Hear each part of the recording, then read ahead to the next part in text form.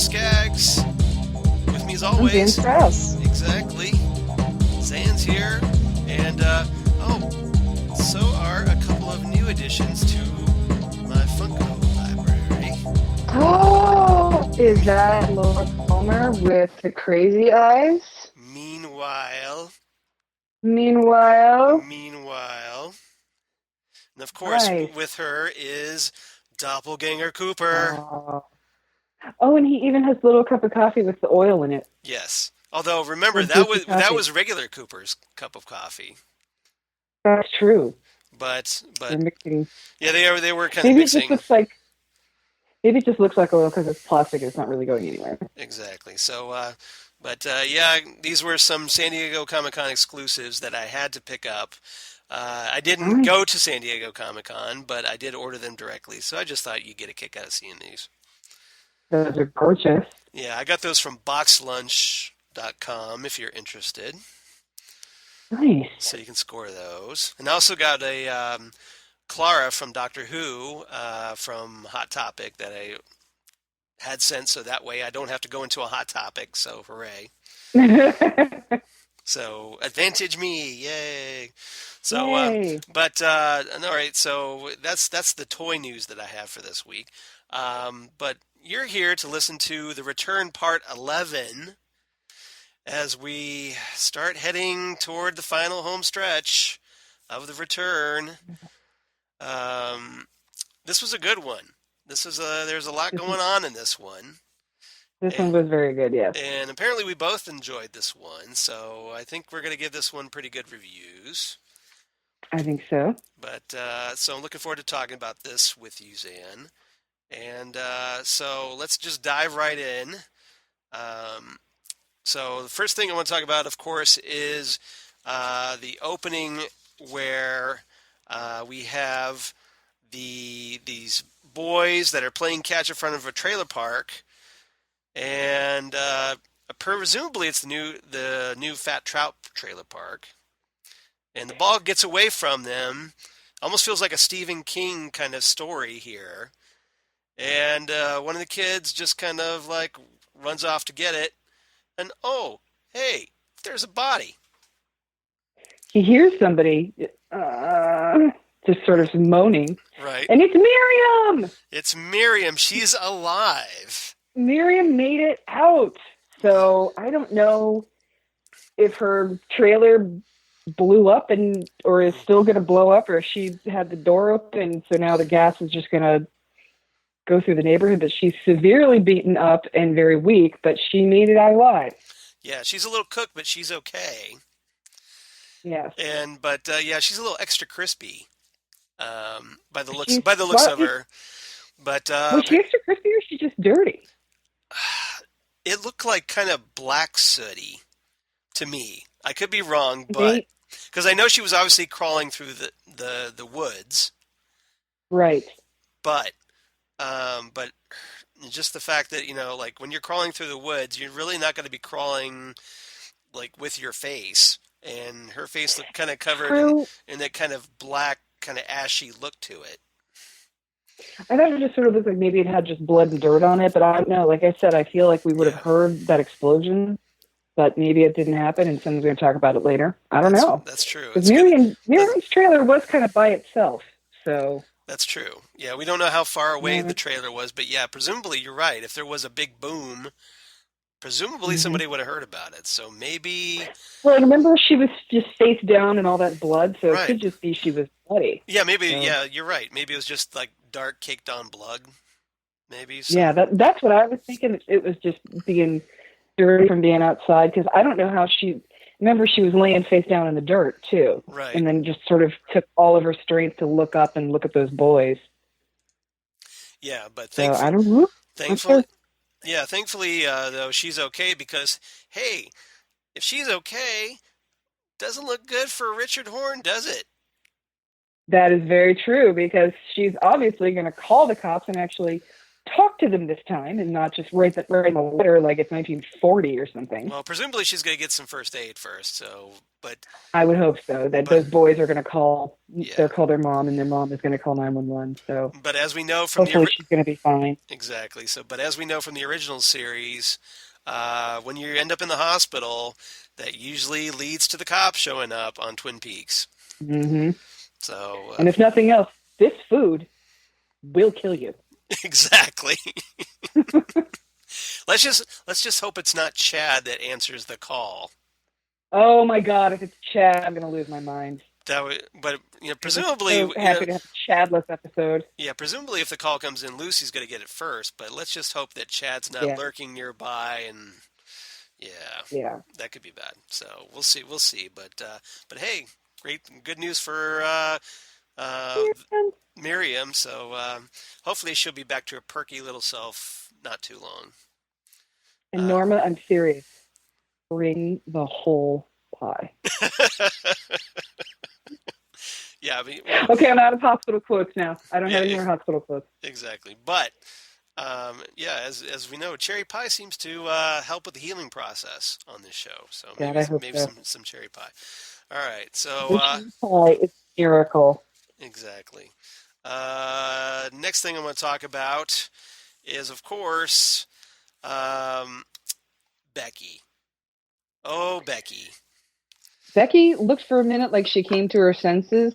You know, she gets a phone call that makes her incensed, and so she's I think incensed freaking out. is kind of putting it mildly. That's kind of an understatement. She Yeah, flips. yeah. She Well, flips the hell out. Is basically what happens.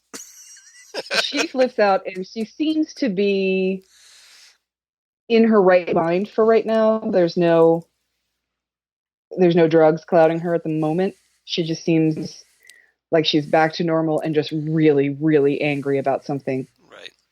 Well, I'm sure there's a whole bunch of reasons why she's angry. Maybe some that she's not Oh, aware of. yeah, Because I got yeah. to think there are some issues probably bubbling to the surface here. Probably. And she's probably thinking, she's home by herself. She has no car. She's probably just stewing Right. about Steven and all the bad crap he's done and how she's, put up with this. And then she gets this phone call that basically tells her, Yeah. we don't know this from the call. We know it from later on in what we see, that he's somewhere with another woman. So what I want to know, of course, who called Becky? That was my question too. We didn't hear it. She didn't say a name, nothing. Right. So yeah, So so a mystery person ratting out on yeah, on old Steven. And good. yeah, well, good, exactly. I agree. And so she calls Shelley to ask if she can use her car. And Shelley, being apparently the pushover she is, because hey, it's your daughter. Why not? Yeah, she just she cares for her daughter, even if Right. the way she cares isn't exactly the best way to care. Especially So with history repeating itself all over again. well, and it's hard to care for an addict. Yeah. They you want to help them, but they usually do the wrong thing with the help you give them. Right. So, but yeah, Shelley comes over and she just and here's my next question. Is Norma ever done with the paperwork? That's a good question because yeah, she just sits there. Yeah. Now I know She's all I figure paperwork. she's the owner, that she's responsible for a lot of bookkeeping, Yeah. but yeah, it Yeah, seems like exactly. that's all she does now is the bookkeeping. I know. She's always with the paperwork. It's kind of In funny. that exact same booth. In that exact same booth and always with the paperwork. So she tells Norma she's leaving. Yep. She races over And Norma to gives her Becky. the disapproving look. Just Norma looks like she has this combination of disapproving, but like constantly worried about Shelley. Like Norma's Shelley is always going to be like Shelley's big sister, hmm and Norma's been through it too. And I think Norma's been a little better about getting herself out of it because Yeah. like we said before, regardless of what's going on with Norma now, Hank's dead. So Norma's problems are kind of over Yeah, when it comes to I'm sure Norma's totally fed up with the drama. right. Norma's totally fed up with it, and she just wants Shelley to she wants Shelley to be as fed up with it as Norma is fed up with it. But Shelley is still, and we find out later that Shelley still has her own problems, Yeah, we're gonna get and into that. you know, she doesn't want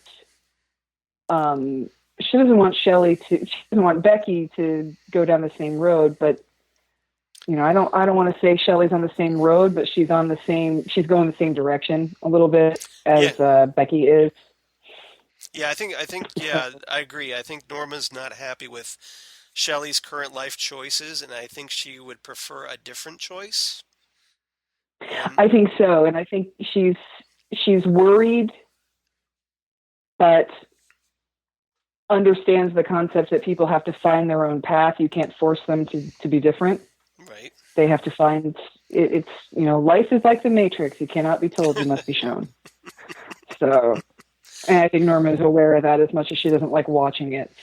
well, if nothing So else, yeah, so her Shelley, relationship with Ed has probably taught her a lot of patience. I would think so too. And Ed, we still haven't seen, which I'm really hoping we see him soon. Yeah, But really. anyway, Yeah, where is he? He's him. where And is he? he must be with Audrey because we have no idea where those two Yeah, are. they're hanging out apparently. So Yeah, she goes over to Becky's, yeah, and Becky is a little Tasmanian devil coming right. running out of the trailer, and she has a gun. Yeah, So she's going to run off with a gun, and so she runs off into yeah. Shelley's car with a gun, You know and what? Shelley knows that this is a bad idea. Yeah, And Shelley like Starsky and no, she doesn't Starsky and Hutch it. She TJ Hookers it onto the front of the car that and is was the hanging most. up the windshield for dear life. I totally did not expect that. I mean that was just one of the things that, like, okay, I'm sure Machen Aming's more than capable of it. That was the last thing I expected from Shelley, that she I know. just to see her dive on the hood of that car, She just dives in the hood and then just she's right, standing there, and then Becky guns it, um, and takes swerves off, and knocks her off. Yeah. zero regard for her mom's safety. Although Hmm. there was maybe a tiny hint, because she does peel out over by a grassy area and she's like turns the car hard so that the momentum will throw Norma off onto the grass. Right. Throws Shelley off in a comfortable spot. She doesn't want to hurt her mom. She just wants to do what she wants to do. Right. She's like, Mom, get out of my way, and Yep. and she's like, Becky, stop, let's talk about this. And You are nope, so grounded, young lady. she just kind of goes flying, and but she's okay, and but Carl Yeah, that was here's the great. ruckus. I love this. Yeah. So Yeah, Carl comes by, checks on Shelley, make sure she's okay, and offers her a ride back to the Double R. So and Carl offering a ride means Paul gives a ride exactly. So he in the breaks out VW. this really long silver whistle, and Yeah, whistles for the Carlmobile. yeah. He just whistles, and then Paul shows up in his VW bus. So was Paul just And hanging out in the van all day waiting for Carl to like use that whistle? yeah, that's a good question. I'm assuming he is Linda's caretaker, because Linda does have some Right. health issues and she's at home a lot of the time. But still, it doesn't seem like Yeah. he'd need to be at Carl's beck and call like that. But Sorry, honey, I so yeah, gotta go. I'm sorry you're kind of hung up in the bathtub right now, but hey, Yeah, Carl's calling. I gotta go. I just heard Carl's whistle. I gotta go. Can you put dinner back in the oven for a couple hours? That'd be great. Thanks. It's the Carl signal So. to the Carlmobile. Dun-dun-dun-dun-dun-dun-dun-dun-dun-dun. So they're on their way, and she's telling Carl what happened and that Becky ran off with her car with a gun. Right. And Carl's like, oh God. And he's telling her that there have been bad things going on in that trailer. And she's calling Norma, saying she's on her way back, and they're thinking about calling the police. So Carl just gets on the CB radio. He's got a CB calls radio in the back. Which is awesome. Got the direct line So going to the Twin Peaks Sheriff's Department. exactly. So he just calls the Twin Peaks dispatch Yeah, talks and to he Maggie. talks to Maggie and he says something very interesting actually. I was glad because we finally find out her name. Yeah, this is I've got Shelley Briggs with me. That's right. She did. He did say Shelley So Briggs, didn't she? Shelley and Bobby did at some point get married. Yes. Now And maybe they're they're not. divorced now. Right. Yeah, they're divorced or at least they're at least separated now. Right. But yeah, she is Shelley Briggs. She did marry Bobby. So we find that out. Yeah. Which would explain And why so, Machen Amick wasn't credited as only Shelley until right, now. right. She was just credited as Shelley up until now. This is the first time we've seen that last name. So that was an interesting little reveal, and it I'll talk more about that in a little bit. When Bobby gets into the Yeah. picture of this episode. So then we see So Becky Becky. yeah, she shows up at the apartment. And whose apartment Right. is it? Now this was bizarre, and I didn't realize it Mm-hmm. until the very end because I didn't necessarily pay too much attention to who the girl was. It was you saw he because she's banging on the door at Right. the apartment, and the neighbor says that you just missed them. They're not here now. Stop banging on the door because and then she gets mad and she fires a gun into the door. She just fires the gun like 6 times in the door, Right. and which then of course causes everybody else to call the cops. You hear Maggie saying, "What's your location? Yeah, there's someone on the way. What's your location? Yeah. There's someone on the way." And apparently everyone's calling in these gunshots. But Steven and his girlfriend are in the stairwell. Like she literally just missed them. Yeah. And So what probably was that she probably Stephen probably looked out the window, saw Becky arrive, and then they hightailed it right, out of there just as she was getting out of her car and going into the building. I'm guessing. right. And it looks like they're like in the fire stairwell or something because, Yeah. Yeah. came up Becky came up a little more finished looking stairway. But he's with Gersten Hayward. Kirsten Hayward, played by none other than Alicia Witt from the original series. So Right. so she's gone from playing the piano, all innocent and childlike, in the Hayward home, to doing it with Stephen Burnett. Gross. Gersten, what is the Ah, matter with you? But yeah, I saw that in the credits. I was looking to see what everybody's name was, and I was looking to see who that was, and then I saw Alicia Witt and Kirsten Hayward. I was like, where was she? yep, And I started thinking that there were two redheads in the show that I didn't necessarily know who they were, right.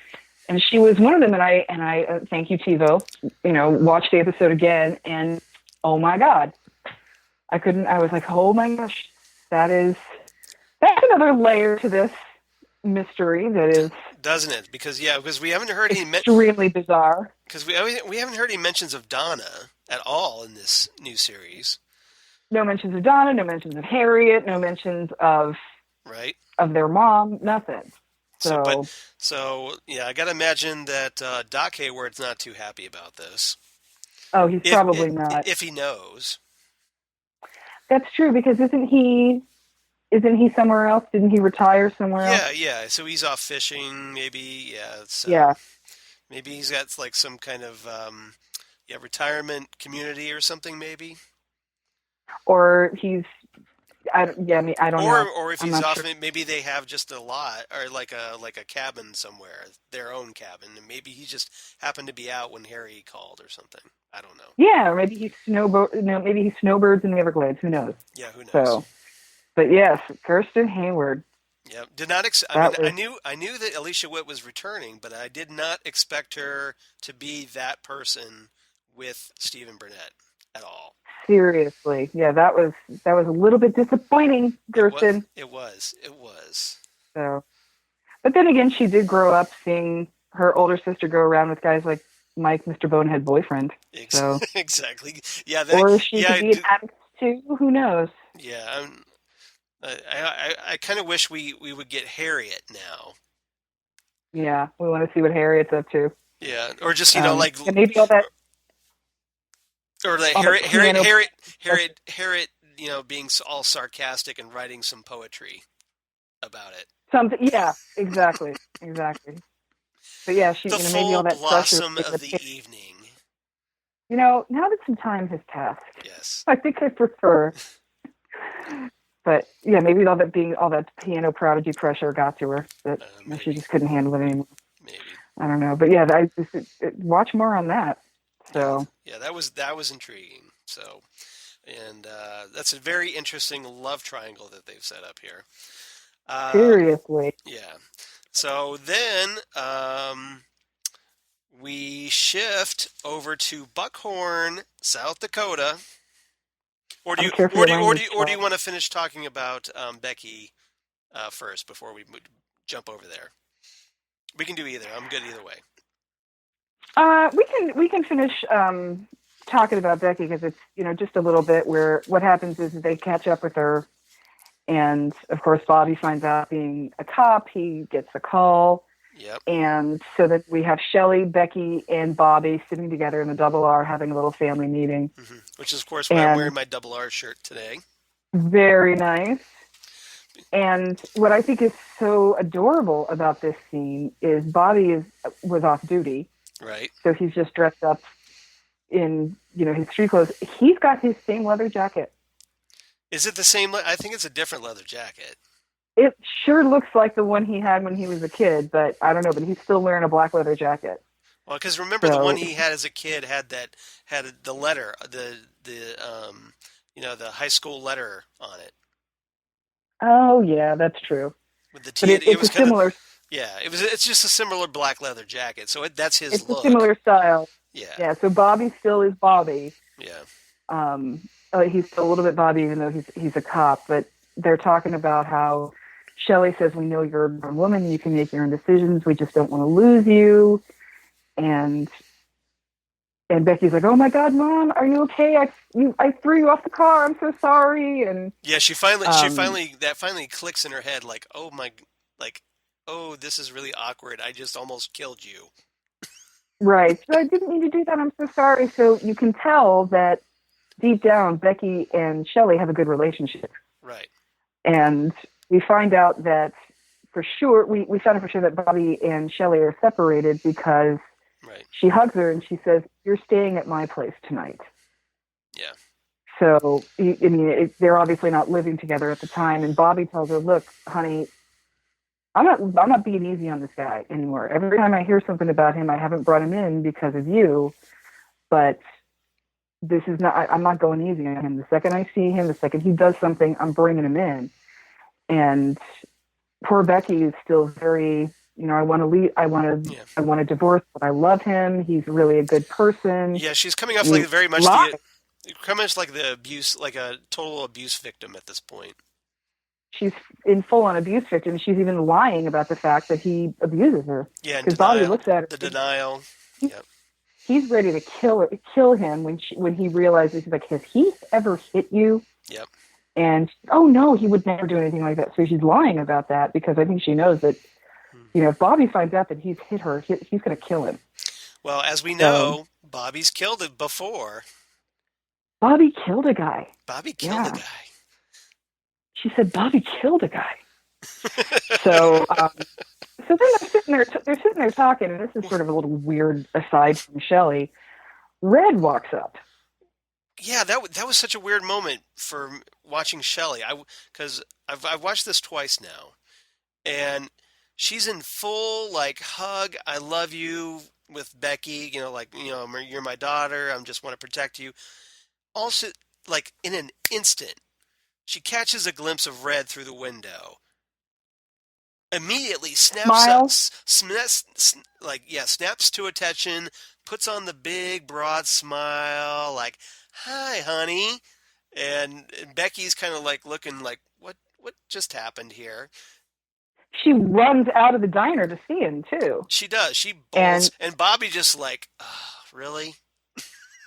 Bobby actually looks kind of heartbroken about this. I get the feeling that separating wasn't exactly what Bobby wanted. Mm-hmm. So, because she runs out of the diner and just goes and makes out with Red for a few minutes and then runs back in like, "Okay, I'm back, sorry." Like she turned into a teenager again. Yeah, I mean, And seriously. And Yeah. Norma, of course, is over in the corner, like giving the disapproving glare because I think Norma's again. Norma wants the Yeah. family reunited. I'm guessing.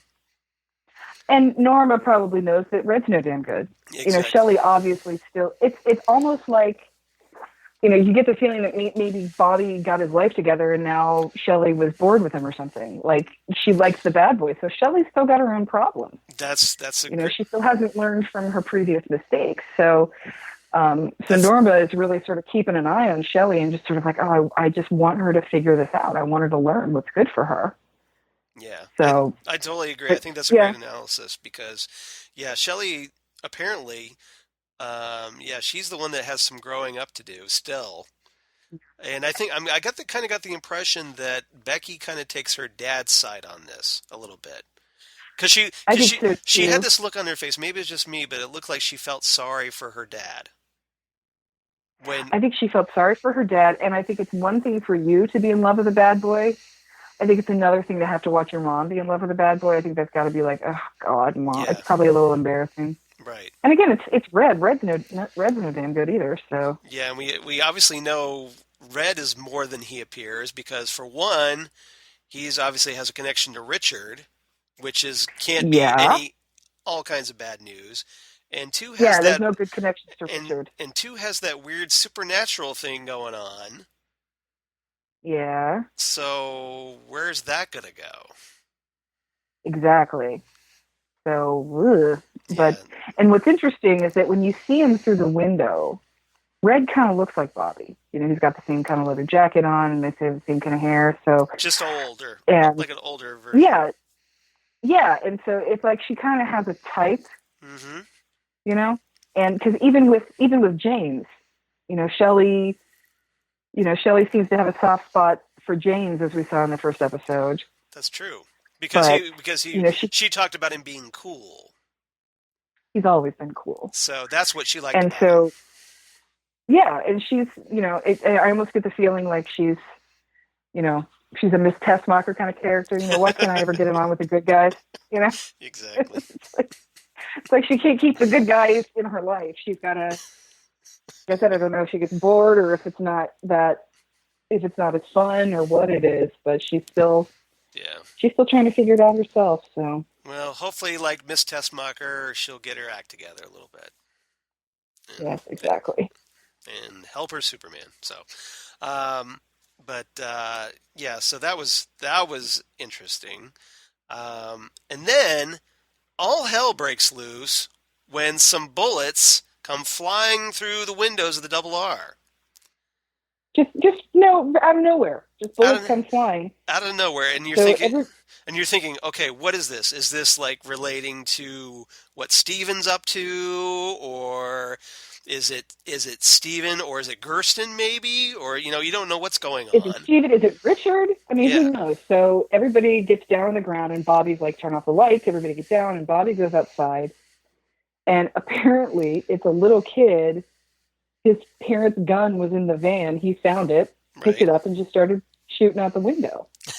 And so his parents were fighting about that. And right. Bobby's like, okay, what is going on? So he And the kid's staring at him like at Bobby, like he's Damien or something. he's got that little I'm a little Mr. Tough guy look on him. Like, yeah, so what? I fired a gun. And Bobby's like, whatever, kid. He's just not Yeah, impressed at all. yeah. So then And then because of their like what's going on behind all this, because there's this woman blaring her car horn over and over again, all impatient. oh yeah. And even Bobby says a couple times like, "Hey, just not He's like he's turn giving the cut sign yeah, and yeah, yeah, just stop turn it. it off because like, hey, look, we got a thing over here. Obviously, this lady, like, it has zero s to give about this, Right, and exactly. And so Jesse walks up and he said, I was at Big Ed's gas farm. So we know there's at least still a Big Ed's gas farm. yeah, and apparently, yeah, And he was in the area, right, so right. So he's there and he's like, all right, we take care of these people. I'm gonna get this and Bobby's like, I'm gonna get this woman to stop honking her horn. right, So he comes up, he's like, ma'am. She's like, what are you people doing? Some of us are late to dinner. Yep. Like, yeah, they're late for dinner. She's going on about that this her uncle is joining us.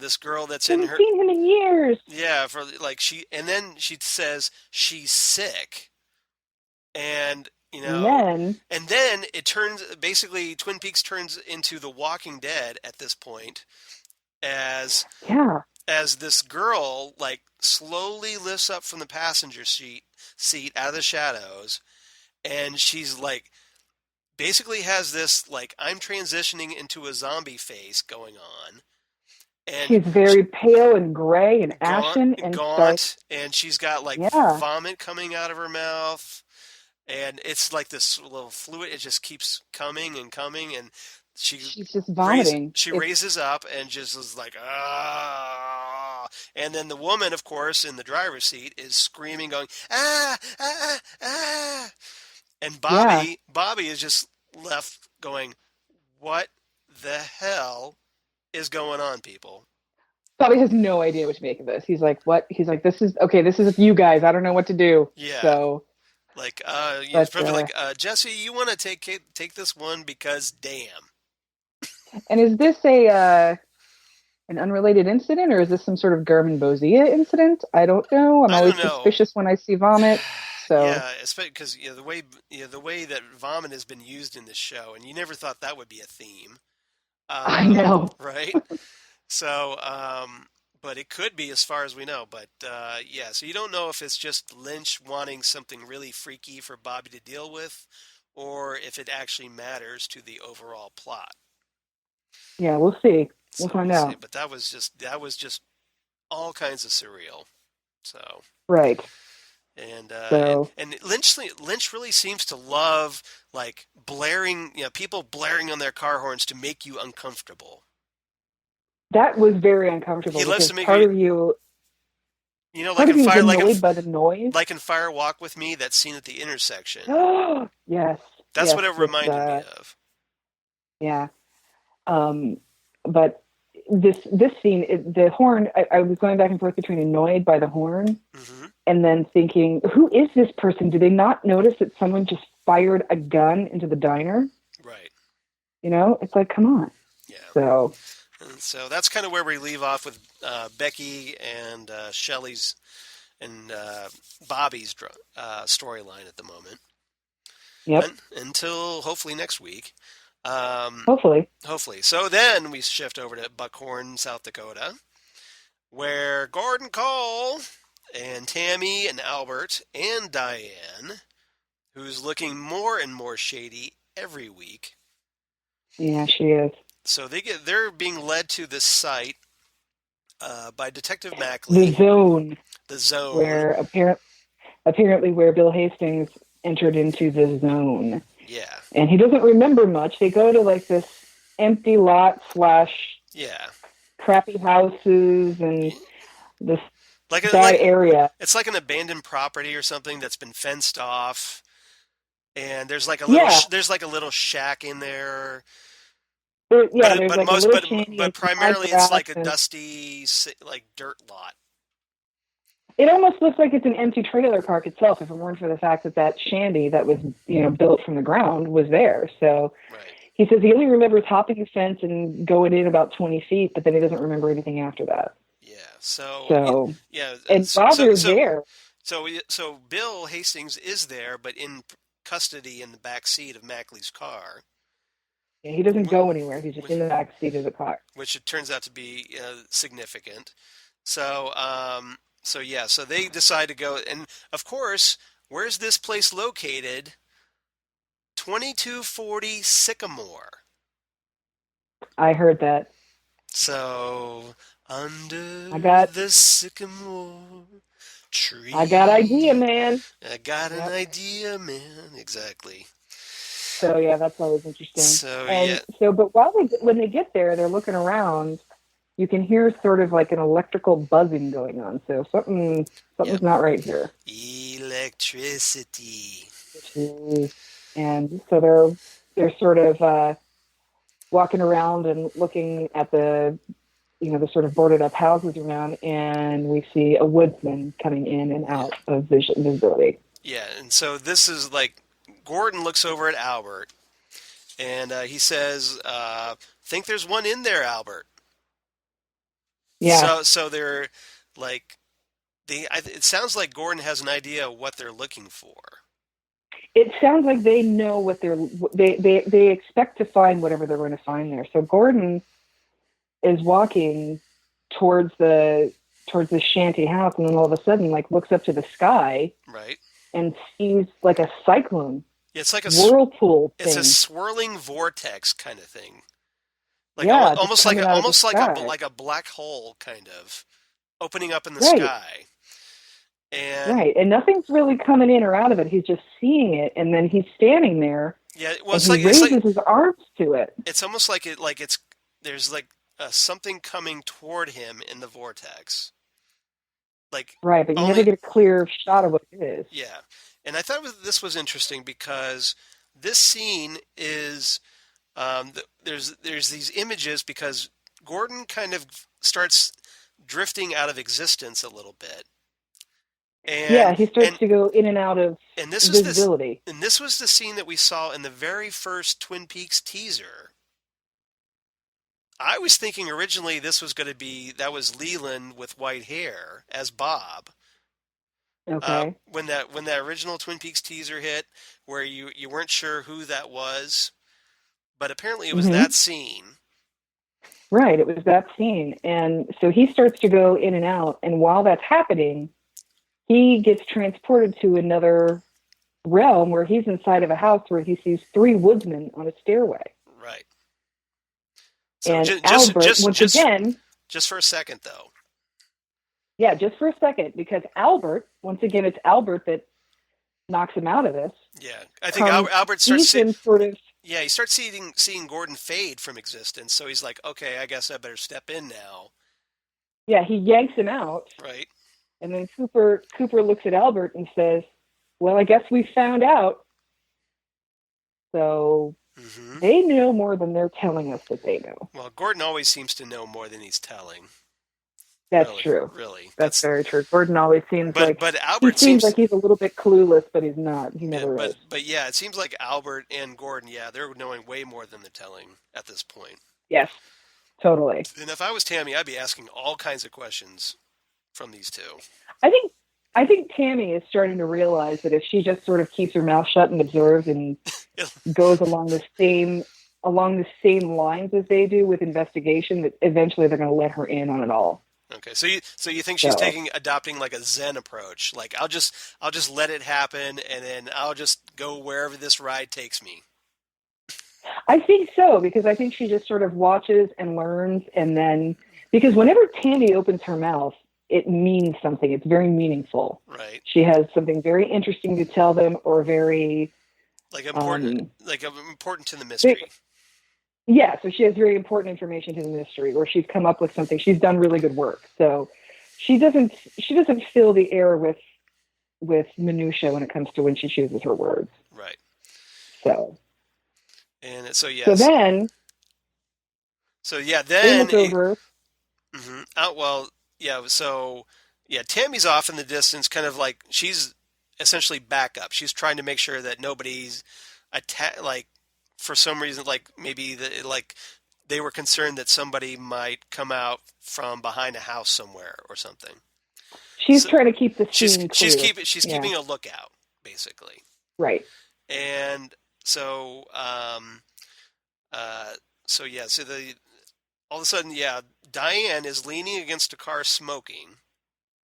Mm-hmm. And then where she sees a woodsman creeping up on Mackley's car. Well, before that, they look over into the tall grass by the houses. Right. And they see another body. Yes. And it's a naked woman with no head. So hello, Ruth Davenport. Yes, we're thinking this is Ruth Davenport. Mm-hmm. But so they find, and Albert just comes up and he's like, Ruth Davenport, I presume. So they they get her, Al and Albert takes some pictures. She's got like some tattoos on her arm. she's got something written on her arm. Yeah. Yep.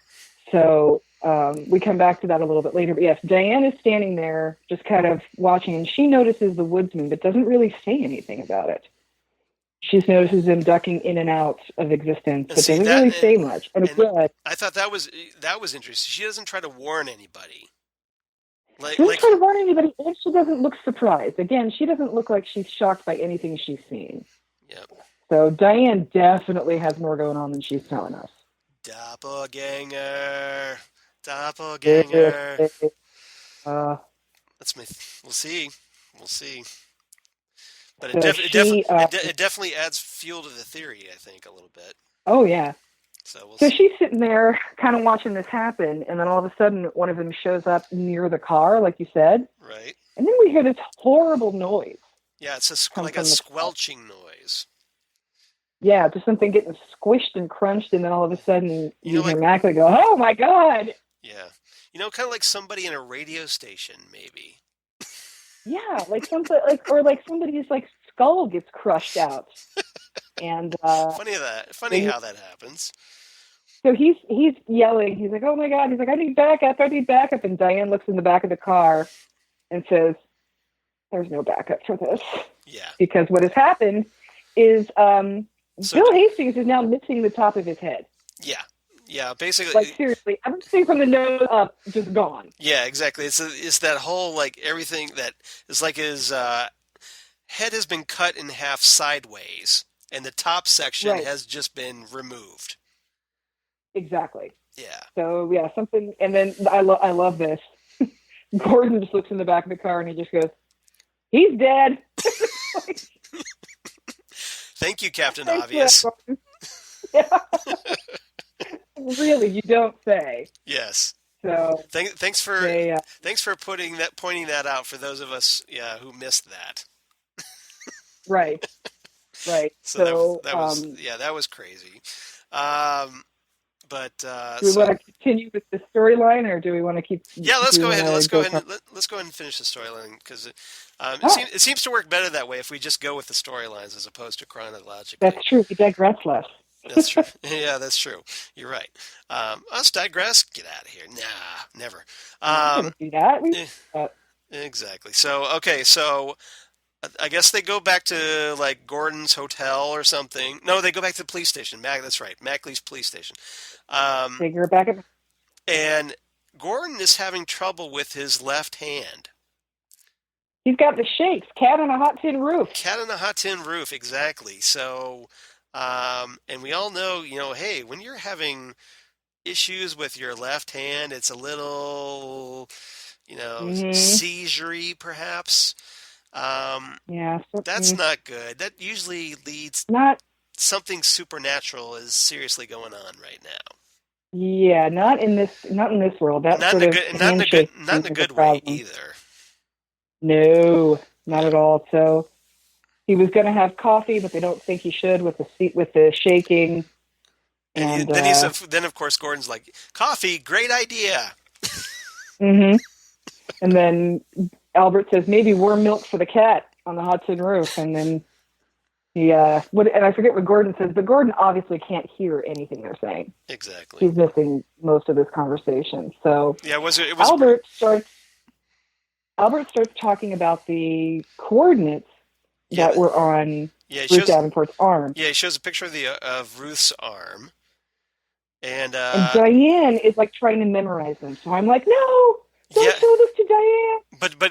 but Albert catches her. And he sees her Yeah. like mouthing, the coordinates, trying to memorize them. And he's like, Right. I'm just gonna take this back. And he says, well, the last numbers are blurry, but it says it's somewhere in the Pacific, and then he just kind of stops talking. Yep. So, and it's like, we know where it is. We know it's in the Pacific Northwest, but he just sort of stops talking about it. Yeah, so obviously this is all going to lead back to Twin Peaks, presumably. Yes, it does. So, but yeah, so they have the coordinates, or at least enough of them that they know where to go. Right. And then Diane starts asking if she can smoke in here. And part of me wondered, if she was hoping they would say no so she could go outside and text Ooh, evil Cooper. I think, But she doesn't. you're right. Well, she's first no, because Mackley first tells her no, and And then then that's and then when I she thought then she was she, gonna I thought she was gonna get up. and then she's all insistent. Yeah, that's what I thought too. But then she's all insistent about it, and so She says, Mackley's like, "Well, smoke 'em if you got 'em." "You know how good a cigarette will be after this coffee," and he says, "Smoke them if you got them." But Yeah. yeah, I thought he was going to say, "No, you can't smoke in here," so she'd say, "I'll be back," Mm-hmm. and that way she could go out privately text. But that hasn't happened yet. So if Diane is a doppelganger, it seems like she definitely has quite a bit of conflict going on in her Or maybe she's just that she's waiting for trying to fight. maybe she's just waiting for more information before reporting in. Maybe, or maybe the smoking will. She knows the Yeah. smoking will calm her down and make her seem less obvious about wanting to know the information. Yeah. I'm not sure, But but but so Gordon's they a started talking, and go ahead. Oh, and then this is where they Diane admits that she saw something, but then tries to like retract it. right. She admits that she saw one of those guys by the car but she wasn't sure if she really saw that. And Mackley's like, I was in the car. I mean, nobody was in that car with us. I don't know what the hell just happened. And he says that they have, they searched everything. There were no witnesses, no suspects, no Major Briggs's head. Right. So they still can't even find that. And they're talking, and Gordon says he remembers seeing the bearded men in a Right. room. Yeah. He doesn't call them the woodsmen, he calls them the bearded men. The bearded men. Yes. And so we have basically we to run this down. We have Gordon, Albert, and Diane who are able to see the woodsman, Right, but Tammy who says she can't and Mackley can't. right, So obviously right. Diane's more than she appears at the Yes, moment. So somehow yes. she's dialed in. So obviously, Mm-hmm. so this kind of like again adds to my theory that something supernatural happened when Doppelganger Cooper presumably went to go see her at whatever rendezvous they had Yeah. all those years ago. So she's right, exactly. So something is going on that Diane knows more than she is letting on for sure. Yeah. So Well, why should she be the only one on this show? Because everybody else is, that's true. Yeah, nobody else is putting their cards on the table. except for maybe Tammy. Tammy's just like, what? What's going on? Tammy knows what Tammy's good at what she does, and she knows what she knows, but she doesn't know as much as everybody else does. Exactly. So, So, all right. So I thought so that was. then we're done with Buckhorn for this Yeah, episode. I think we're done with Buckhorn. So that the next So storyline let's go that back we to haven't. Twin Peaks for a minute. Yeah, let's go back to Twin Peaks because at the Twin Peaks Sheriff's Department, we have Deputy Chief Hawk and Sheriff Frank Truman going over the details of Major Briggs's message, and Hawk breaks out the old map, It's very old, but it's always current, right? Which is is what he says. interesting So, because does that mean that the map can update itself, presumably? or that the map knows beforehand what's going to happen. So, Well, he says it's a living um, thing. yeah, he says it's a living thing. So maybe it changes when you're not looking, and Hmm. based on the actions of everyone around it, it can change what is going to happen. So, Yeah. um, so he says that Blue Pine Mountain is where the info from the major is probably going to lead them. Right. So they're looking at that, and they see this sort of black fire symbol. It could be good, and it could be bad based on intentions. Hmm. And he says that the stars on the map give the same date that the major's message gave. Right. And so there's the stars, and then there's the black fire, and then the sheriff points to something that is like a little dark circle with the little wing-looking things coming out of it. Yeah. It kind of reminds us of the owl, but Right. it's a little bit different. And he asks Hawk about it, and Hawk very sternly says, "Frank, you don't ever want to know about that." Yeah. And So that's not Hawk knows ominous. what it is, but Not ominous at yeah, all. So I got to think that's Mother, right? As we've been Yeah, the something. experiment or Yeah, whatever that's you want to call her, but yeah, that thing. exactly. So obviously So that's that's yeah. So apparently that's going to be like this horrible demonic entity that we don't want to face, but apparently, hopefully, we will. Um, Now, what Hawk also explains that that there's a symbol of corn on the map. You know, like hmm cream corn, yes. and Some apparently the this represents fertility, unless it's okay. black, in which case it represents death. So and Or that's so, again, could that be or mother? something diseased and unnatural.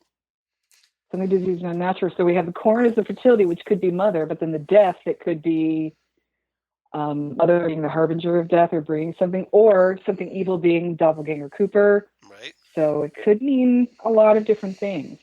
So while they're looking at the map, they get a call from the log lady Yep. who knows they found something. And she says, my log is afraid of fire, and there is fire where you're going. So she's really worried about Hawk. She wants him What? to be okay. Yeah. Well, she said. Yeah, she stresses that last part twice. She goes, "Hawk, Yes, she does. there's fire where you are going." So, Right. she, obviously a big warning to Hawk that Yes. and it's not really looking good for Hawk at this point, is it? Oh, I just, well, if Hopefully it'll anybody turn could, out. But if anybody could face something and come out of it okay, it'd probably be Hawk. At I least I would, hope so. I hope so too, because yeah, I don't want to see him. I don't want to see Hawk be, you know, killed off because he's awesome. Me neither. Hawk is amazing. He is amazing. Oh, and Jesse got a new car. Yeah. Yeah, in the middle of all this, Jesse is like, it's important to like, hey, come check out my new car, and Truman's like, Jesse, we got something a little more important going on I'll right look now. at it later. I'll look at it later. And Yeah. and I honestly think So what is part up of with Jesse? That's what I want to know. I don't know what's up with Jesse, What's and his part of me deal? wonders if all of this stuff that the sheriff is dealing with, like his wife and Chad and Yeah, people like Jesse and Lucy and Andy, are just there to show you what a patient man he is. maybe because yeah, I Because mean, yeah, he's got all kinds of excuses to flip out, and he doesn't. He yeah, keeps the it. Truman brothers are true men, and obviously because he's just even eat your lunch in the lunchroom, Chad. Like even when he's Yeah, mad at somebody and you can tell he doesn't like them, he's still pretty calm about it. yeah, he can be stern, So but he's not like angry about it. no, and Harry was sort of the same way. Harry didn't lose his temper very easily. He lost it with Albert and when he was drunk when Josie died, and that was about it. Yeah, Otherwise, he pretty much kept his cool. you're right. So, You're right about that. so part of me wonders if this is all just to show you that this is what the Trumans are really like. Yeah. Well, maybe he I don't follows know. the teachings of Gandhi and King. And King, yes, exactly. But we all know now that Jesse has a new car. Yeah, yeah, exactly. So, Whatever, Jesse. yeah, So, exactly. So, all right, all right. So that's that storyline for the moment. We go back to Vegas as back to Vegas. back to Vegas for the over at Lucky Seven Insurance. Dougie has another Dougie slash Cooper is having another meeting with his boss, Bushnell And Mullins. what I think is hilarious about this scene is Yeah, that the way he gets to his office is that Phil has coffee and he just leaves Dougie there with the smell of the coffee. exactly. Phil's coming in with the coffee and Dougie's like shuffling behind it, like following the coffee. This is like Which is me with my cat Keiko when I wanted her to like come into the kitchen to eat. I'll be like, okay, here's your food, Keiko, and then I'll carry the food bowl toward the kitchen and set it down so she can start eating. Yeah, yeah, exactly. Yeah. exactly. So yeah, it's so funny because he's just Mullins gets a call from Phil. He's like, yeah, Mr. Mullins, I have your coffee. I'm on my way with it. And then you see him walking in, and then you see Dougie like shuffling behind, like you could leave him anywhere with that coffee. It's so And funny. he's got his arms out toward So it like need coffee. Like he's a coffee zombie. Need coffee coffee. zombie. Coffee. Exactly. So hilarious. It was great. So then So yeah, he sits down And then like Bushnell Mullins like says tells him, hey, that claim filed by the Mitchum brothers. Oh, guess what? It wasn't fraud after all. And like they always say how these Mitchums are gangsters or whatnot, but but they're still entitled to their this check. And of course, and And he says that go he ahead. thinks that there's organized crime going on within the office. Right? So, but he's not he thinks someone higher up is in charge Yeah, because yeah, he's not sure about the Mullins now because the claim was actually valid. yeah. And so, And they wanted to have a meeting with you at 5:30, and usually I wouldn't let one of my agents go with these guys, but they're going to love you yeah, because you're going to give them a $30 million check. yeah. And he does, and he also makes this point, which of course is like, hey, $30 million, that would normally just totally wipe out a company, but it just so happens I took out an insurance policy for just such a catastrophe. And, Right. So he and had this double indemnity policy on yeah, the so it's Mullins brothers, so at this not Mullins point, brothers, so the at this point, Mitchell brothers. you're like, okay, what is up with Bushnell Mullins now? Because here I thought he was Yeah. a really sweet guy, and I'm thinking, oh, this is just all part of the big insurance scam to get a bunch of money. Yeah, this could still just be part of the plan. So So apparently, he's supposed to, maybe he found out that Dougie was figuring this out, didn't want it found out, I don't and know. Yeah. maybe because if Bushnell Mullins is working for the Mitchums, and so he deliberately like, hey, I'll send Dougie right over, and you can deal with him. Maybe, but I didn't get that feeling from him. I just sort of got that feeling that he was It just seemed rather it's like why would he take out an insurance policy? It's like, oh, just so happens, but like, hey, like this was all part of that plan to get him that $30 million. I don't know, I don't get it. but here's the thing about that Yeah, though. yeah, It he yeah, he makes out for that too. And if Dougie had said that that claim was invalid, then Mr. Mullins wouldn't have gotten the money either. So, I have this. that's I don't think he set okay, them up okay. So, and of course because we still have what's his name, the Tom Sizemore, Tom Sizemore. yeah, Yeah. whose character we So we still. Anthony, yeah, that's what it is. Yep.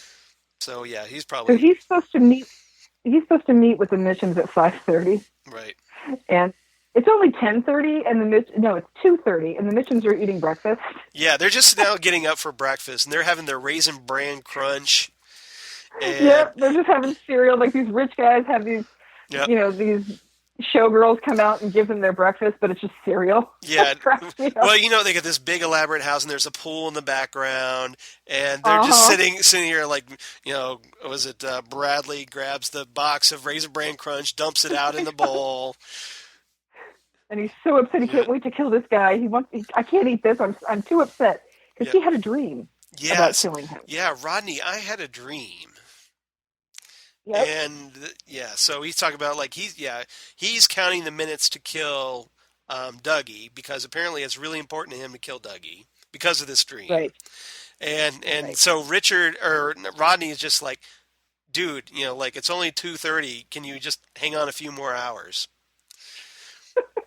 And he says, I'll try. I don't want to, but I'll try. I'll try. So So then go ahead. a car shows up at 5:30 to get Dougie. Now here's what I don't understand. Yes. Dougie's carrying a box. Well, first, Where does this box come from? well, I'll tell you, I think you missed this because when Bushnell Mullins was walking Dougie out to the curb, or Hmm. the to be picked up, Right. and Dougie off to the side, you hear that familiar Black Lodge twang of the guitar, and he looks Hmm. over off to his He right. sees the one-armed He man. sees Mike the One Armed Man who's waving him, beckoning him, like, "Hey, come over here." So he goes Yeah. inside this store. I don't know what it's called, but Yeah, it was a closed-up store. It yeah, had paper on the wall in the window, so it was closed.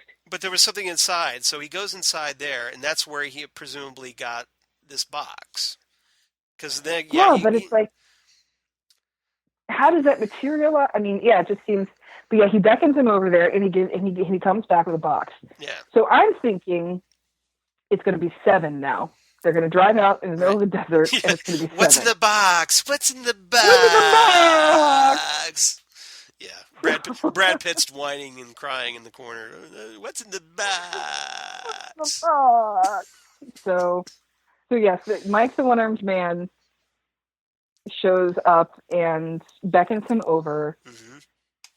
and then he comes back with this, and so there he is with this box, and he gets in the car. It's the same limo driver that drove him home, Well, first because he looks at Doug and he says, "Red door, Bushdale Mullins says, "Knock 'em dead," knock him dead," and and then then he says he's taking him to this place. Dougie slash Cooper's is like dead, and he feels his face.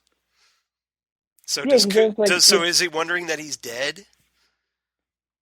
or if he knows something bad's going to happen. I don't know. And the Yeah, driver tells Mullins that he's taking to Santino's. He's like, "Oh, you'll like it there," and he drives off. But of course, they drive off into the middle of the desert because we know that this is what's going to happen to Dougie. Dougie's not going to get.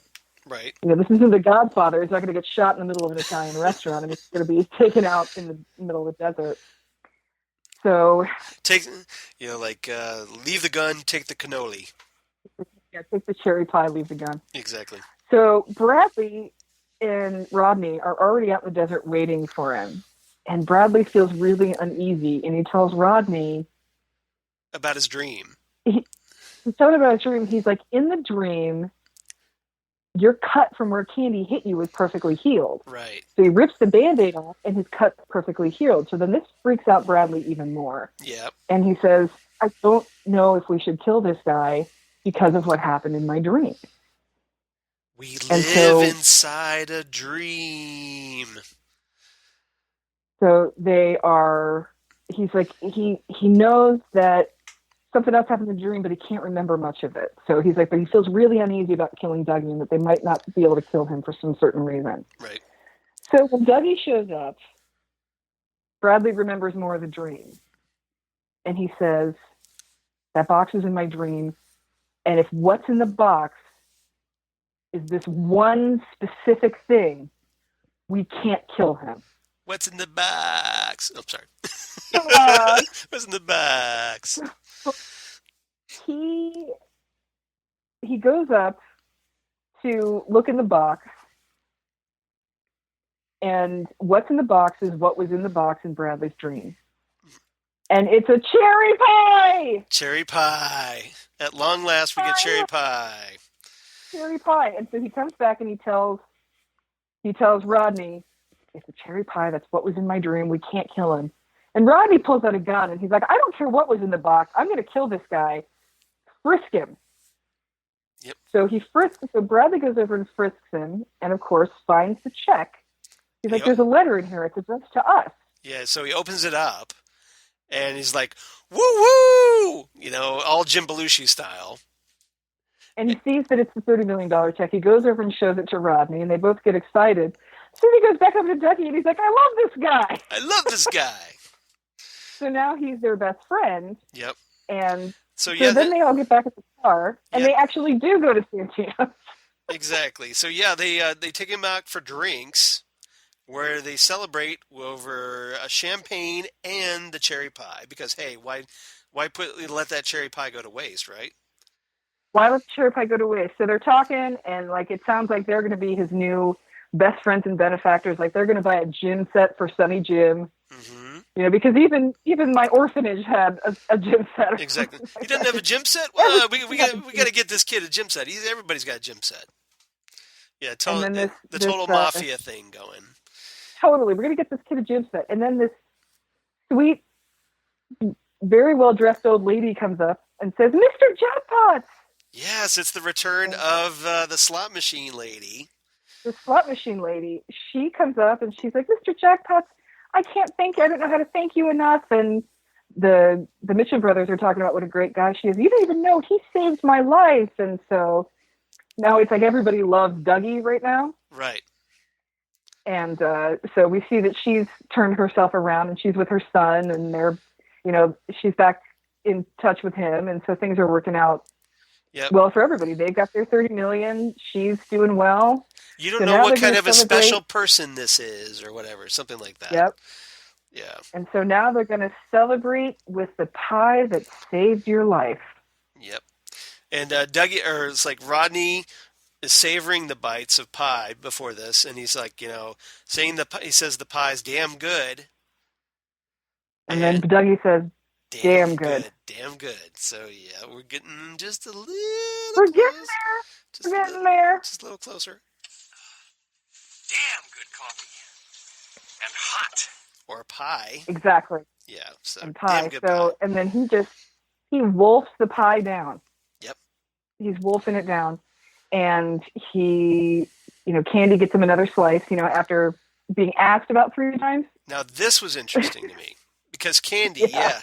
So Candy's coming over, she's being her spacey self, or is she? Mm-hmm. And so Rodney Right. snaps her to attention. So Candy comes over to Cooper, and it's almost like these two are like, two peas in a pod here. The, 2 space cases in the same helmet. Yeah. exactly. So like, maybe something's going on with Candy's kind of similar to what's going on with Cooper, but Yeah. Ooh, good question. right? Is it? So I don't know.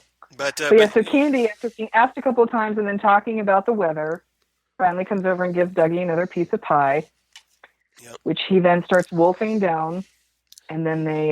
So everybody's having a good old time. Like Candy's there cutting Dougie's pie and ready to serve him another slice, and everything's all good. Everything's right with the world. And then there's a piano player off to the side. Yep. Who then starts playing an Angelo Badalamenti piece. Right. And then he's our version of the Roadhouse this week. There's no Roadhouse. Right. It's the piano player from Santino's. But apparently, like, he starts off with a couple of notes that makes Cooper sit up and take notice. Right. Like just for notice. Yeah, just for a second we get a glimpse of Cooper, I think. Yeah, just for a second, and then like the just enough little things come back to him, he's going to come back to us. So, are we seeing some movement on the Cooper progress bar? Maybe a little. We have to be. He had cherry pie. I can't imagine that not doing something a lot. So maybe we're at least at 70% installed. Hopefully. Oh, jeez. I hope 75, so. maybe 75% installed. Because maybe it'll be like one of those that it takes 7 hours to get up to 80, and then 80 to 95 takes like 3 minutes. Maybe because hey, the caption for next week's episode is titled "Let's Rock." Mm-hmm. What a great place to have, like, maybe at the very end of the episode to have Cooper finally back in business, and that be his line. Oh, and I'm going to lose my mind if that happens. That'll be fantastic. So let's see. So that's where we are. That's where we're left hanging. But so that was there was a lot going on in this one, but overall, I thought the pacing and everything in this one was really good. I enjoyed this one a lot. I don't know about you, but I really liked this one, and I've been saying from the very beginning that it's going to take a cherry pie to bring Cooper back, and I think it's finally going to happen. Yeah. So I think that's great. And we've been seeing him fuel up on coffee. Yes, coffee's quick, but it's the pie is going to do it, I think.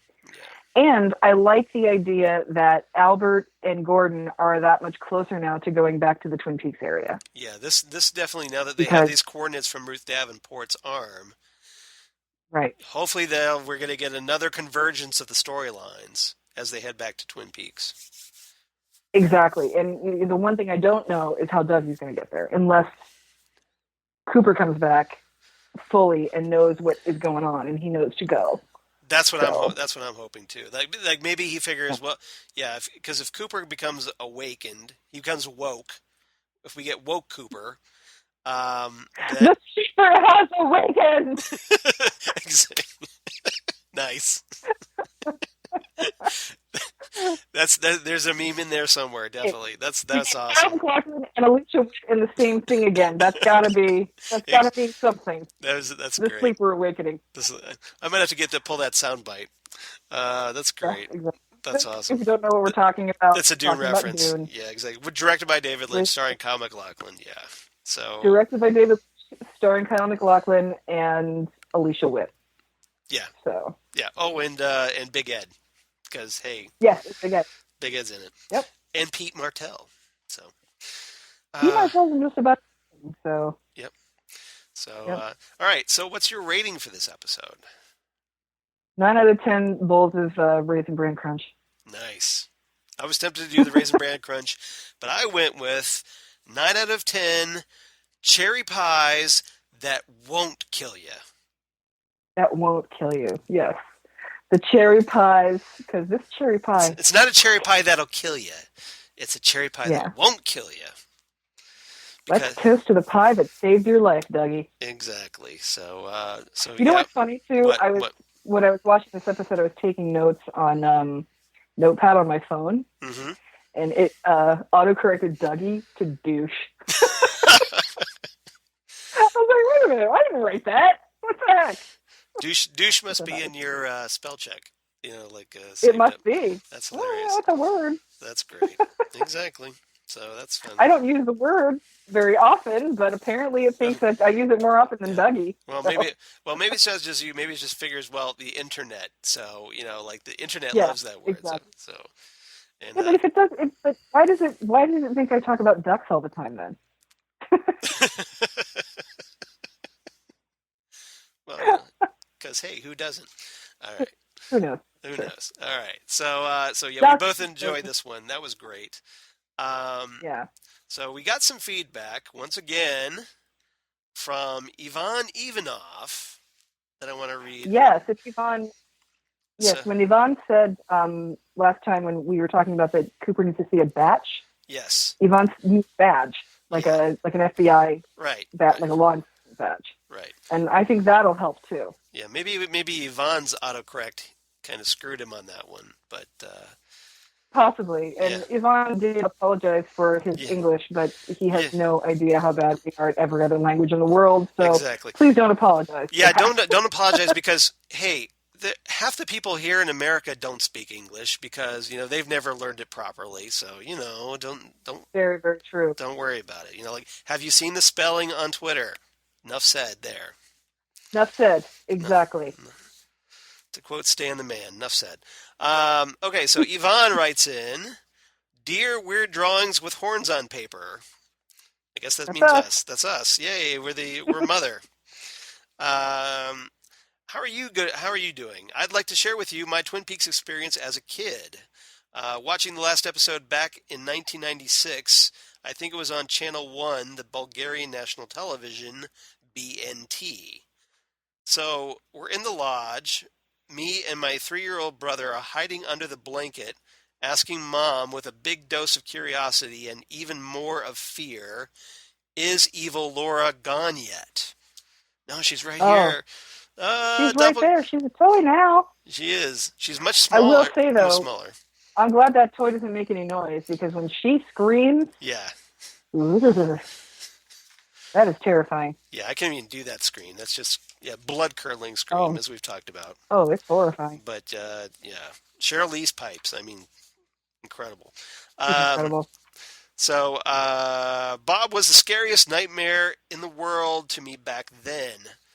And What do you mean back then? yeah, I was gonna say, like, isn't he still? Because I mean, Zan's still freaked out by him all these years later. So Van doesn't like to look at him at all. Yeah, I'm true. not that wild about him either. Truth be told. Yeah, So yeah. Um, but I mean, the character's cool, but just that he yeah. freaks you out. Scary as hell, man. Exactly. So a great TV villain. I remember how my dad used to repeat to us that line from Bob, "Coop, what happened to Josie?" What happened to Josie Coop? Yeah, exactly. So it was so scary. Yeah, Yes, it was yes, pretty. it It was does. pretty well delivered by Frank Silva. I thought. I like that one, and Oh especially yeah, with that bright spotlight on him. That was great. Oh, Yeah. Twin Peaks Fire Walk with Me was always the scariest movie for me, and a lot of people, I'm sure. Um, yeah, it's a scary movie. yeah, which was, again, it was the first movie I took my wife Lori to, so go figure. That's and you're But still and we're married. still married 20 years later, so hey, Yeah, that's pretty good. You that's gotta, yeah, that's pretty good. it's love, true love. Um, That dweeb within a dweeb. Sorry, just throwing that out there. So, during my teenage years, sometimes I used to catch it on TV, and just seeing Bob smiling near Laura's bed, it always made me switch the channel, and I'm realizing, hey, it still scares me as bad as always. So, I do too. I don't switch the channel anymore. I just know it's coming, so I close my eyes. hmm yep. So Because yeah, yeah, Bob because is it's very it's frightening. burned into your brain, so you almost don't need to watch it at this point. Now I'm 28 years old, and I kind of get over that. I now have an open mind, and curiosity now is bigger than the fear, which is good. That's good. That is good. But it's still a hellish show, isn't it? Today I played. I'm just Oh, go ahead. I'm just happy to know that young people know Twin Peaks. Yeah, that That was. it is standing the test of time, not just with us revisiting it, but with young people Yeah, having it as well. yeah, that was And one of the still things I was going liking to it. So get. that's good to know. That's one of the things I was going to get into here with Yvonne because yeah, it's nice that for us who watch the original series, it's great to be able to discuss Twin Peaks with a new generation. It Very much so. it mean like it's like we're passing on the torch a bit, but it's also that we're sharing that legacy. And Well, and it's nice to know that Twin Peaks is something like a yeah, Star Trek or a Star Wars that people will right. go back and find and take as their own.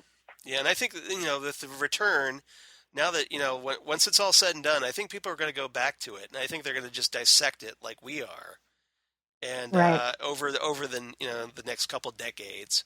So like it's kind of nice that it's still going to be resident in the in the zeitgeist, if you will. Yes. So I hate using that word, but it's a yeah, I perfect know, word. but yeah, I don't know what else to. You know where I There's was going something with it, better but than that word. Unfortunately, yeah, jerks have made that word seem like a jerk word, but yeah, it's perfectly descriptive. yeah, So yeah. I I have to was I say was that struggling for the proper terminology on that one, but it's perfect. It's a perfect word. It's unfortunately it has a bad yeah. rap, but it's a perfect word. So I have to say, Yvonne, that I did a lot of the same things you did, but I did not have the benefit of being a little kid. So I exactly. Well, was fully grown and scared of jobs. so this is my favorite part of Yvonne's latest comments here. Today I played you for my 2 months old daughter.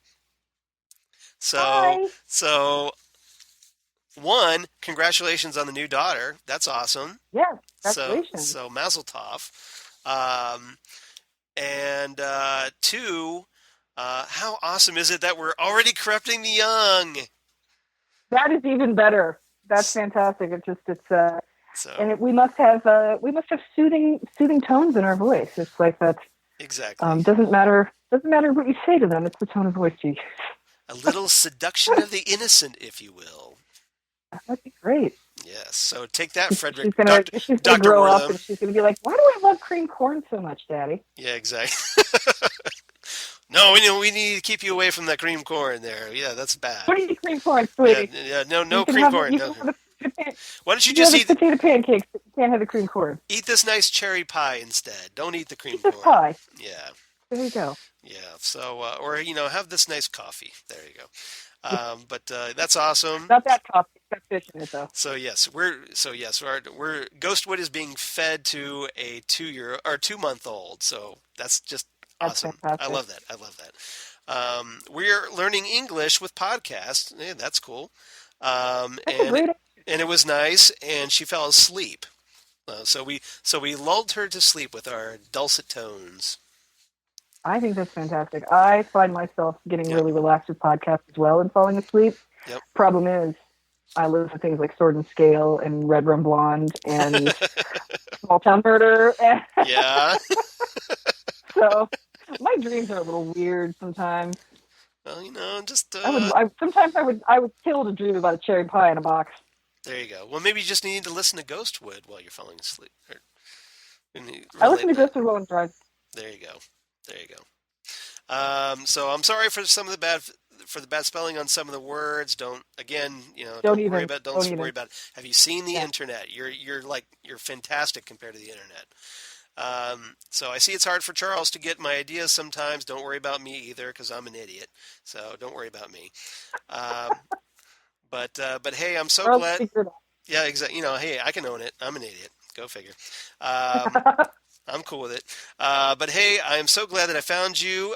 We're glad that you found us too, and can talk about Twin Peaks. I give you 10 out of 10 Twin Peaks podcasts.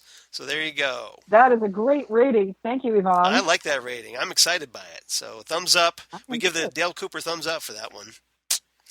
And Good job, Andy. good job. Good job, Yvonne. And so talk to you soon. So thanks, Yvonne, for writing in once again. And thank you for still listening to our little podcast and now indoctrinating your spawn to our craziness. So cheers for The that. world of David Lynch. The world of David Lynch. So, Yes, yep. and thank you for sharing. Thank you for sharing your Twin Peaks story, because I think this is a TV show that sort of changed everybody after they saw it, and everybody has their own story of Right. Twin Peaks. So thank you for we sharing shared yours with ours. us. So yeah, it's great to hear people sharing theirs. So if you've got a Twin Peaks story like Yvonne, why don't you go ahead and share that with us, because that would be great. Shoot it on over to us on the Facebook page. Yep. That'd be great. Yep. Speaking of feedback, and speaking of Yvonne being 28 years old, Yes. I think sometimes I forget how old I am when I'm making references. Yes. Because I was looking through our YouTube feedback and some of our negative feedback that we're getting from someone in particular that I don't want to name. Started with the double T. Let's just put it that way. Yeah, the guy who's trolling us, like I talked about, I ranted about last week. He's the T under our fingernails, as I think he is. Yeah. He was giving me a hard time for talking about the Dark Crystal, and he said, "What is the Dark Crystal? Is it a Twin Peaks thing?" I saw that. I saw that. I just wanted to what are you doing? And part of me wants to say, you are obviously on a computer. Google it. But then another part of me thinks, yeah. Okay, I am 41 years old, so some of my references might be a little bit old for some people. For example, it's not that Yvonne. It's not that crazy, but because they're coming out with a sequel. So yeah. I know. Yvonne was born the year before Jim Henson died. Right. Okay, so if we have some younger listeners, I just want to say, The Dark Crystal was a 1982 movie by Jim Henson. Google it. The late great Jim Henson. So yeah. The late great Jim Henson. And so you should Google that. But that's the thing. We do tend to make some references that show, or at least I do, I think, that show my age a little bit. But I guess I assume we do it all the time on Next Stop Everywhere in the Phantom Zone. So don't sweat it. Right, that's the thing. Which, by the way, I woke up to this morning. Oh, you did? Zone. Phantom Zone? I did. Yeah. What do you think of our crazy? You thought we digress a lot here. Wait till you listen to Phantom Zone. We digress all the. I heard you guys talking about what's her name being pregnant, and I was like, "What, Charles? When did you get in the house?" And I realized that. Yeah, we were talking about Winona Earp. Yeah. That's hilarious. So I never assume that I know anything that no one else knows. Yeah. So, and I sort of think of Jim Henson and any Jim Henson creatures, not just specifically the Muppets. I think of them as timeless. Yeah. So if I'm throwing around Henson terms like everybody should know what they are, everybody should know what they are. But at the same time, I will try and be more conscious of my references. And like before, Dune was a 1984 film. Yep. Google it. Know your history, people. History is important. So yeah. It's to quote the late great Martin Landau. Mm-hmm. You should know your history before you open your mouth, Kennedy. Yeah. Did you ever see that? I couldn't find that anywhere on YouTube, but there was this great moment with Martin Landau. He was on the red carpet for the Mission Impossible premiere. And Yeah. I the remember you first talking. movie came out, the one with Tom Cruise, and he is being interviewed by Kennedy, Mm-hmm. and he's back in everybody's consciousness because he had just won the Oscar for playing Bela Lugosi in Ed Wood. Which was Which is a awesome. 1994 movie directed by Tim Burton. Google it. And so everyone knew who he was, and this was maybe 1995, 96 when this movie came out. And so Kennedy's interviewing him, and she says, basically, why are you here? You know, what brings you to this premiere? Not understanding, you know, he's obviously not in the movie. She doesn't get why he's there. Exactly. And he gets really ticked off at her because... Rightly so, in my opinion. Right, and again, young people might not know this, and this is, I believe it might still be on Netflix, but before it was a movie, Mission Impossible was a television show. Yeah, exactly. And starring Martin Landau. Leonard Nimoy was on that, and Peter Graves, who was in the Airplane, was on that, and Barbara Bain, who was on Space 1999 with Martin Landau, was on that. Her husband at the time. And Phil Morris... Or I'm sorry, Greg Morris, the father of Phil Morris, who does a lot of animated voices. And Stephen Hill. Right. If anybody's watched Law and Order in the last million years, Stephen Hill from Law and Order was on it. Yeah, because he was the guy in charge before. He's the guy from season 1 of Mission Impossible. Before Peter Graves took over as Jim Phelps. So I'm a Mission Impossible geek. I love that show. So. He was the DA on Law and Order before, who was it? Fred Thompson took over, I think. I think so, yes. It was him, then Fred Thompson, and then I think Diane Wiest. But, Mission Impossible, the TV show, is full of fantastic people. And so he gets really ticked off at Kennedy for not knowing. And he basically says, I was in the original series. You should know your history before you talk. Exactly. And honestly...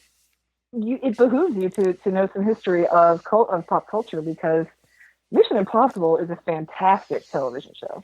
Right. And like I said, I think it's on Netflix. It was for a while. I think it's on Netflix, but I think it is. I think it is too. I mean, I have them all on DVD because I'm like I said, I'm a big Mission Impossible junkie. But I think it is. I think they are on Netflix. So check them out. But if there had never been a Star Trek, Leonard Nimoy would still have been famous because of Mission Impossible. Yeah, because I got hooked on Mission Impossible when I was in college, and they were showing reruns. Now, Mission Impossible aired decades before, like 2 decades before I was in college, and over 2 decades. So I never got to see it live. So, but I caught it on reruns. I learned my history, and it was good, and it was worth it. My favorite television show of all time is The Twilight Zone. Right. Which premiered like the late 50s, wasn't it? Seriously, like 17 years before I was born or something like that, 1969. Okay. Yeah. So yep, learn your history. Yes, it behooves you to go back and check some things out. It's like with Doctor Who, okay? The show came back in 2005. But hey, there's this show that ran for 26 seasons from 1963 to 1989, and it's still relevant to the current series because it's all the same show. Exactly. So exactly. So yeah. And just in that one episode where we get a cameo from Tom Baker, maybe you'll start crying like I did because it was so exciting. Exactly. So yeah, just just because it's old doesn't mean it's bad. So exactly. Everybody might love the 21 Pilots right now, but there's still a little band called Led Zeppelin that everybody should probably listen to every once in a while. Yeah, just keep in mind that like in 20 years from now, you're going to be yelling at the next generation for like, hey, why don't you like 21 Pilots? Yeah, exactly. So, because, some things should stand the test of time and some things do and some things don't. I mean, there's Mission Impossible, but then there's also, I don't know, Car 54, people aren't necessarily talking about anymore, but, Yeah, well, Twin Peaks, hey, that was, 25 plus And here Yep, we and are here we are. back with a new series, and which is awesome, which is why, of course, you're here. So Yep, again, and in that show, the original series obviously has relevance to the current series. yep, So know your history, people. exactly. And thank you for being here. Thank you for listening to us. It means a lot to us Yeah, that you listen. it does. So It does. Real quick, I go ahead. I was just gonna say I don't mean to rant about it, but I am sorry if I am throwing out old references, but trust me, they're references you want to watch. I'm not Exactly, gonna exactly.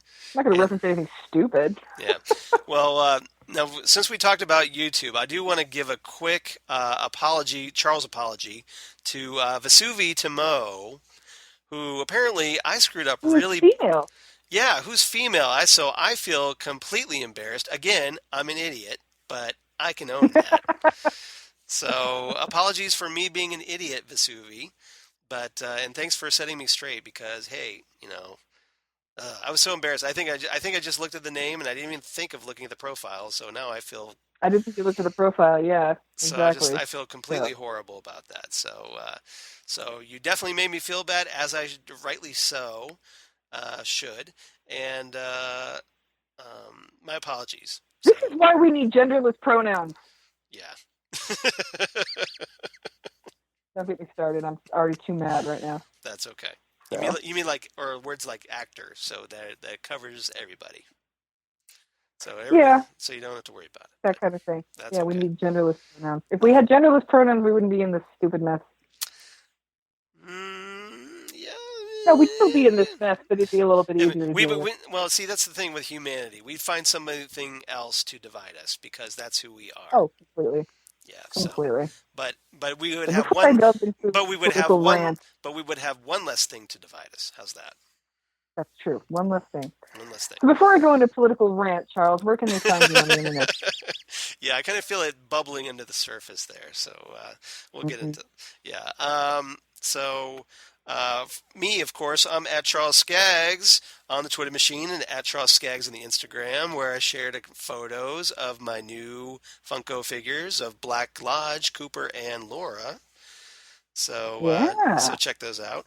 But let's see, Google Plus for all you crazy kids in the Google Plus, Facebook at Charles Skaggs, and this little blog of mine.